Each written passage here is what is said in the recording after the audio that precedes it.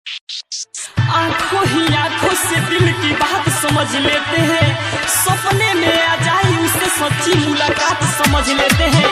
रोता है आसमान इस धरती से मिलने के लिए, लेकिन यहाँ के कुछ लोग ऐसे हैं हमारे कि उस आंसू को बरसात समझ लेते हैं, बरसात समझ लेते हैं। आई सुनी जा हमारा खून से करी जा मंगिया सजा ले लू, हमारा खून से करे जा मंगिया सजा ले लू।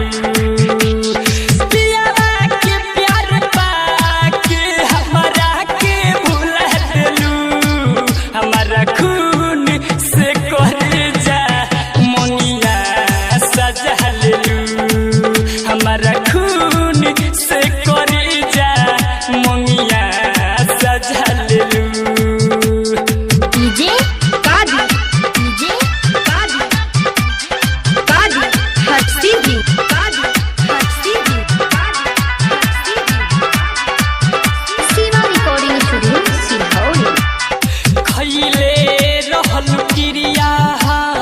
धके माथे पे तब कहे तू छोड़ गईलू हमारा साथ के,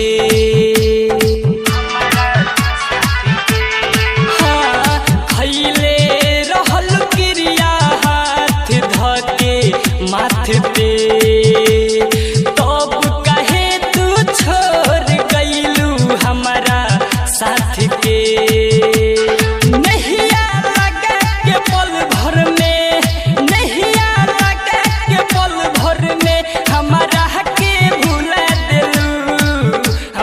खून से करे जा मंगिया सजा ले लू, हमारा खून से करे जा मंगिया सजा ले लू।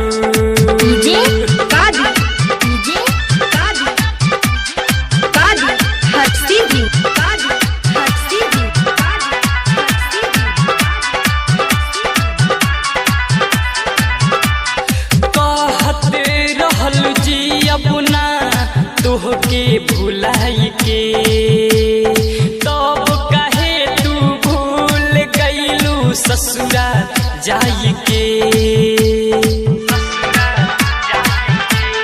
हाँ कहत रहल जी अपना तोहके भुलाई के तब कहे तू छोड़ गईलू ससुरा जाई के।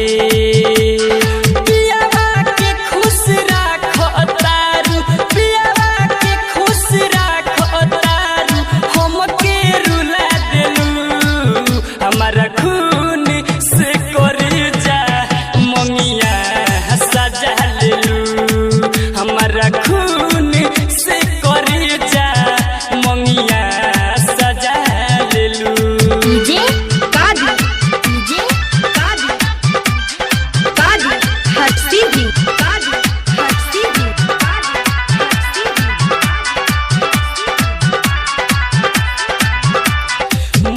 से माही कैले प्यार उनके भुला देलू, रीत के दयानंद के काहे रुला देलू,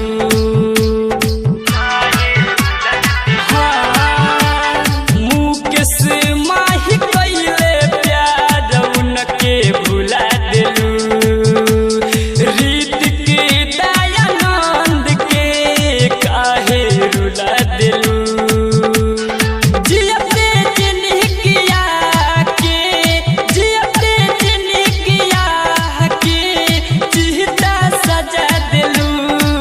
हमारा खून से करे जा मंगिया सजा ले लू, हमारा